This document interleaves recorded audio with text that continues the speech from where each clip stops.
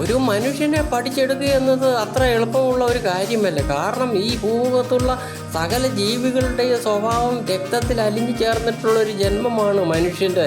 അതിനാലാണ് അവൻ്റെ സ്വഭാവം എപ്പോൾ ഏത് രീതിയിൽ മാറുമെന്നത് ആർക്കും പ്രവചിക്കാൻ കഴിയാതാകുന്നതിന് കാരണം. ഒരു പട്ടിയാണെങ്കിൽ കടിക്കുമെന്നറിയാൻ, പശുവെങ്കിൽ അത് കുത്തുമെന്നും അറിയാം. അവരിൽ ആ സ്വഭാവം ആ ജന്മത്തെ അത് മാറുന്നതല്ല. അവരിതൊക്കെ ചെയ്യുമെന്ന് നമുക്ക് ഉറപ്പിക്കാതെ തന്നെ ചെയ്യാം. എന്നാൽ മനുഷ്യൻ അങ്ങനെയാണോ? ഇരിക്കുന്ന ഇരിപ്പിൽ ആയിരക്കണക്കിന് സ്വഭാവങ്ങൾ മാറി മറിഞ്ഞൊരു കലങ്ങിയ ഒഴുകുന്ന പുഴ കണക്ക് അവൻ്റെ അന്തരാത്മാവിൽ സംഭവിച്ചുകൊണ്ടേയിരിക്കുന്നു.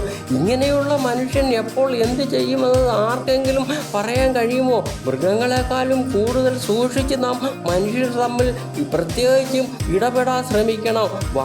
കൊടുക്കൽ വാങ്ങലുകളിൽ കൂടുതൽ ശ്രദ്ധയും കരുതലും നമുക്ക് ഉണ്ടായിരിക്കുക തന്നെ വേണം. ഇല്ലെങ്കിൽ വലിയ അപകടം ഉണ്ടാകും.